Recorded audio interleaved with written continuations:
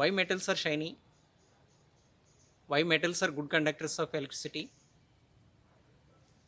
What happens when a metal is heated to high temperature? Whether the electrical conductivity decreases or increases by increase in temperature. To find the answers, we have to learn a topic called metallic bond. Good morning, students. Today we are going to learn about metallic bond. There are two important theories to explain metallic bond. They are electron C theory or electron gas theory. The second one is molecular orbital theory. Most of the properties of metals can be explained by using these two theories. So let us begin with the first theory, that is electron C theory. As per electron C theory, metal contains metal atoms. A metal atom consists of two parts. One is valence electrons, the other one is positively charged metallic kernel. Okay. So this is metal atom, in which this is the valence shell and the electrons are present in the valence shell. These are valence electrons and this is positively charged metallic kernel, right? So metal atom consists of two parts. One is valence electrons, the other one is the positively charged metallic kernel. Now these metal atoms are orderly arranged. They are closely packed, leaving some minimum spaces. So there is an orderly arrangement of atoms which is known as metallic crystal lattice, right? And you know, the metal atoms have low ionization enthalpy values. So they lose electrons and these electrons move freely in the lattice spaces. So electrons behave like the gaseous molecules. So that is why they move freely in the lattice spaces, forming electron gas, right? So now metal contains what? The positively charged metallic kernels and a sea of electrons. Okay. So here is the orderly arrangement of metal atoms, and this is known as metallic crystal lattice.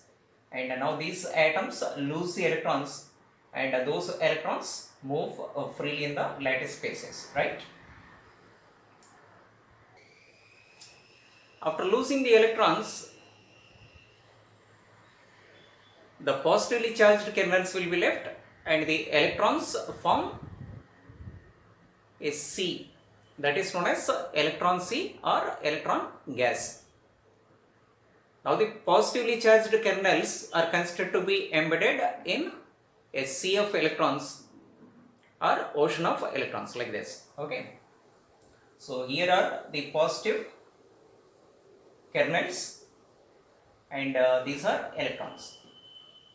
So the positively charged kernels are surrounded by the electrons and electron is surrounded by positively charged kernels.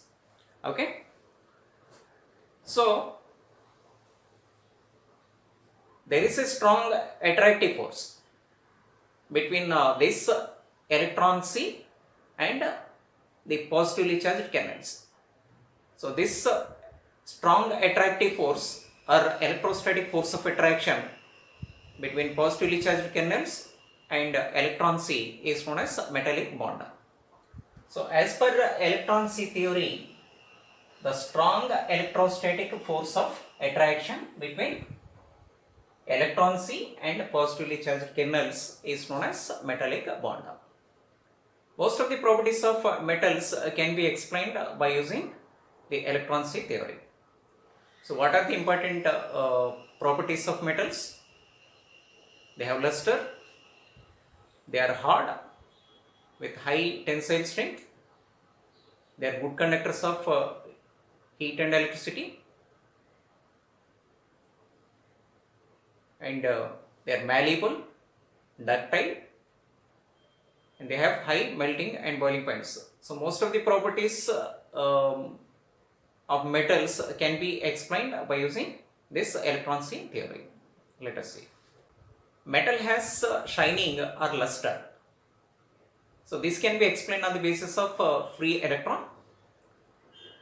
When light falls on the metal, the free electron absorbs the energy of the photon and gets excited. This excited electron starts vibrating. So the vibration of a charged particle releases electromagnetic radiation. So because of the release of light or electromagnetic radiation, the metal shines. Even hardness of metal can be explained on the basis of electron-C theory. We know metals are hard. Most of the metals like iron or copper, they are hard. That is because of strong metallic bond. Metals are containing metal kernels and electron-C, and there is a strong electrostatic force of attraction that is known as metallic bond. The hardness is attributed to the strength of the metallic bond. As the strength of the metallic bond increases, hardness of the metal increases. And again, this metallic bond strength depends upon two factors. One is the number of valence electrons, and the other one is the size of the metal atom. As more number of electrons involved in bond formation, the strength of the metallic bond increases and the metal becomes harder. And the second factor is size. As the size of the metal atom decreases, the strength of the metallic bond increases. Smaller the atom, stronger the bond. More the number of electrons involved in bond formation, stronger the bond. If you take iron or cobalt, they are harder metals. Whereas if you take the sodium atom, it is larger and there is only one electron involved, so that is why it is a softer metal. Whereas if you take lithium, lithium is smaller than sodium, so that is why it forms a stronger metallic bond. Metals can be stretched without breaking. That means metals have high tensile strength. Even this tensile strength is attributed to the metallic bond. Even if you stretch, the metallic bond is not going to break. The electrostatic force remains the same even if you stretch. So that is why metals have high tensile strength. Metals have high melting and boiling points. Even the melting and boiling points are related to the metallic bond. Stronger the bond, difficult to break the attractive force. So that is why as strength of the metallic bond increases, the melting and boiling points increase. Metals are good conductors of electricity. Even the electrical conductivity can be explained on the basis of electron-C model. And we know the metals contain free electrons or mobile electrons. And these electrons move randomly in all directions like gaseous molecules. But when potential difference is applied, what happens? There is a orderly flow of electrons and they start moving in one direction like this. Suppose if you apply potential difference by connecting to a battery like this, what happens? They start moving from cathode to anode. So that means the electrons move in this direction, right? So the electrical conductivity of the metal is due to the mobile electrons or free electrons. So the conductivity of metals here depends upon temperature. If you raise the temperature, what happens? The metallic kernels start vibrating, right? So they'll create obstruction to the flow of electrons. Okay, so this is how the electrons moving, but if the metallic kernels are vibrating like this, what happens? They'll obstruct the flow of electrons, or resistance increases. As temperature increases, what happens? Resistance increases. So that is why what happens? The conductivity will be decreased. Metals are even good thermal conductors. Thermal conductivity can be explained by using electron gas theory. Suppose if you heat a metal rod at one terminal, what happens? The other terminal also becomes hot. Why it happens? Because if you raise the temperature, the kinetic energy of electrons will be increased. So these electrons, excited electrons with high kinetic energy, they'll move to the colder region. And after reaching the colder region, they'll collide with the electrons there. And when they collide with those electrons, the energy is transferred from these electrons to the electrons present in colder region. So that what happens? There is energy transfer. So heating event takes place in that region also. Okay. So when you heat one terminal of the metal, the energy is transferred from this terminal to other terminal through the electrons. So that is why heating takes place even in the other terminal also. Metals are malleable and ductile. Metals can be drawn into sheets, that is known as malleability, and they can be drawn into wires, that is known as ductility. Even malleability and ductility can be explained on the basis of electron C theory. As already we have understood, there is orderly arrangement of atoms in the metallic crystal lattice. And if you apply the stress, what happens? The layers of atoms will be slipped one over the other. Okay, so that means there is deformation. And even the deformation takes place, the force of attraction remains same only, right? So this is the metal, there is an orderly arrangement, and if you apply the stress, okay, by beating with a hammer, what happens? The layers will slip over the other like this. So the layers are shifted like this, and if you continue to beat the metal, what happens? The layers will be spreading like this by slipping one over the other, forming a sheet, right? So this is known as malleability. Even ductility can also be explained on the same basis. Now we'll see about molecular orbital theory. We know that molecule is formed by the combination of atoms. As per molecular orbital theory,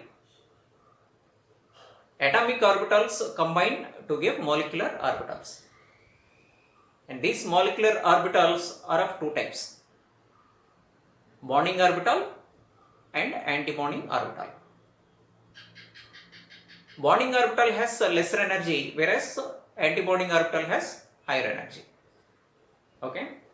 So these are atomic orbitals which combine together to give molecular orbitals.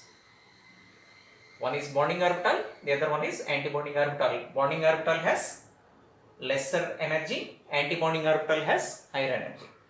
So energy is increasing like this, right? So when two atomic orbitals combine, two molecular orbitals will be formed. And similarly, if 4 atomic orbitals combine, you will get 4 molecular orbitals. These are atomic orbitals, these are molecular orbitals. And here again, these are bonding orbitals and these are anti-bonding orbitals, right? So number of molecular orbitals formed is equal to number of atomic orbitals combining. Okay, so if n atomic orbitals are there, you will get n molecular orbitals. Okay, so number of combining orbitals is equal to number of molecular orbitals produced. Okay, so if there are many atomic orbitals combining, then you will get many molecular orbitals.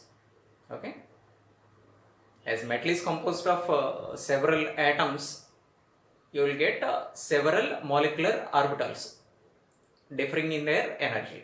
If many atomic orbitals combining, you will get many molecular orbitals, and the formed molecular orbitals look like this. These are bonding orbitals, these are anti-bonding orbitals. Bonding orbitals have lesser energy when compared to anti-bonding orbitals, and energy is increasing like this, right? Now these orbitals are many in number, and these orbitals differ slightly in their energy. So they are lying very close, so that they almost overlap with each other, forming a band. Okay, so these orbitals overlap to form a band, and we have two types of bands.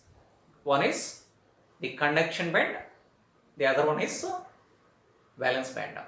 Now where are the electrons? Here the atomic orbitals may be empty, or they may be containing unpaired electrons or paired electrons.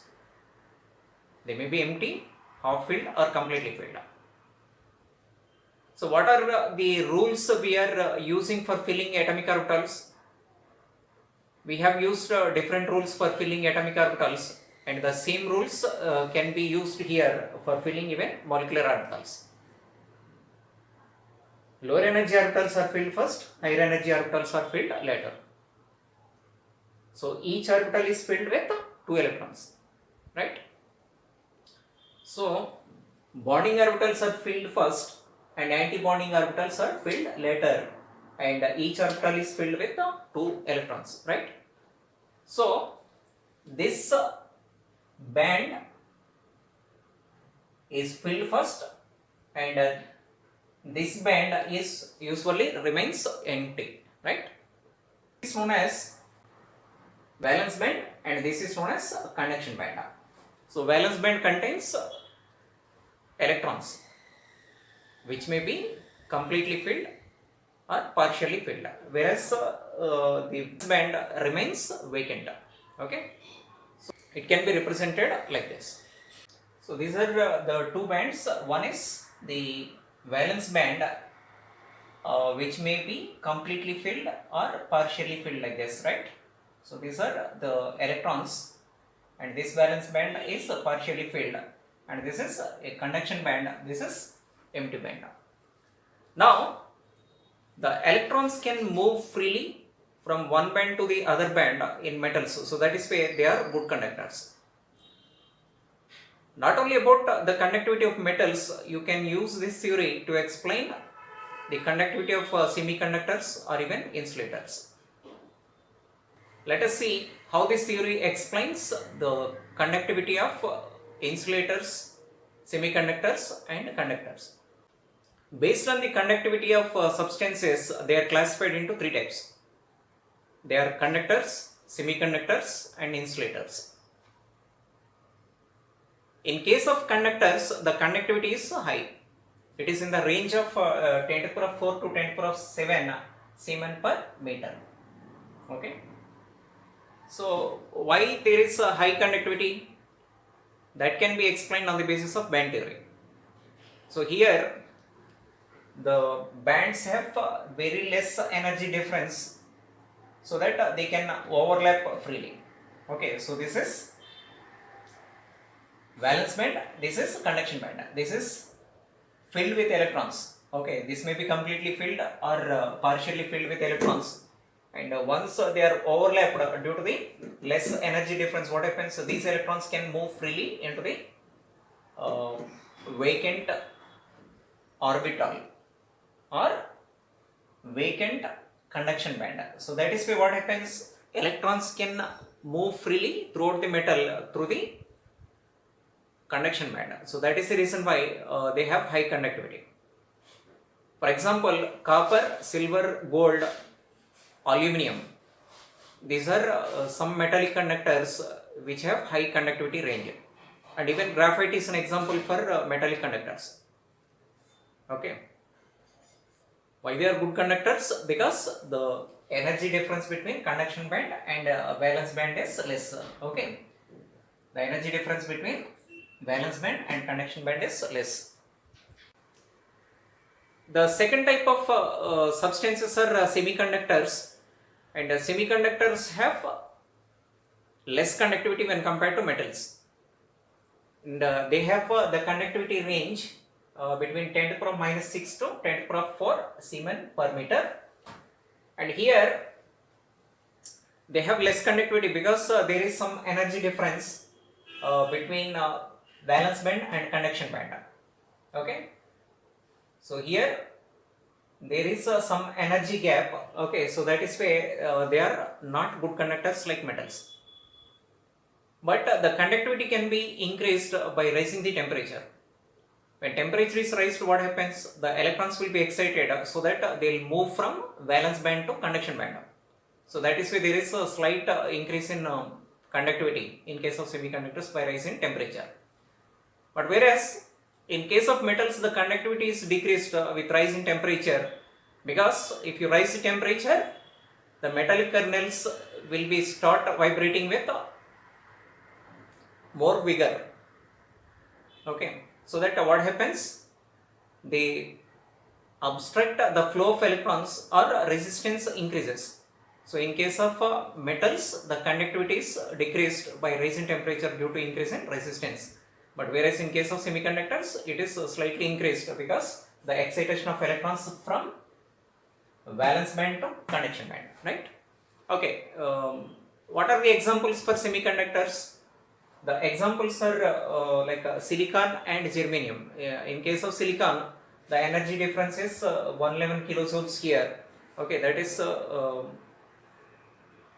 less energy difference when compared to the insulators. So that is why you can increase the conductivity by raising the temperature. Okay. So the third type of substances are insulators, and insulators are non-conductors, or they have a very low range of conductivity. The conductivity range is in between 10 to the power minus 10 to 10 to the power minus 20 Siemens per meter. Okay, because there is a huge difference in energy between valence band and conduction band, right? So that is why electrons cannot move from this band to this band. Okay, that is valence band to conduction band, because there is high energy difference, and this is known as forbidden zone. Okay, so this is known as forbidden zone. Because of high energy difference, the electrons cannot move from valence band to conduction band. That is the reason why insulators are very poor conductors or non-conductors of electricity. So what are the examples for insulators? Diamond is an example, and similarly you can consider glass, wool or plastic kind of materials for insulators. In the beginning of my lecture, I asked you few questions. Let us see the answers. First question: why metals are shiny? Because metals contain free electrons and they absorb light energy and emit the energy in the form of light. So that is why they appear shiny. Second question: why metals are good conductors of electricity? Because metals contain free electrons and they can move freely in the lattice spaces. That is why they are good conductors of electricity. And third question: what happens to the electrical conductivity when metals are heated up? When temperature is increased, the kinetic energy of metallic kernels increases so that they start vibrating vigorously, so that they'll obstruct the flow of electrons. So that is why the conductivity decreases. Okay, as temperature increases, the resistance increases due to the vibration of metallic kernels. That is why electrical conductivity decreases.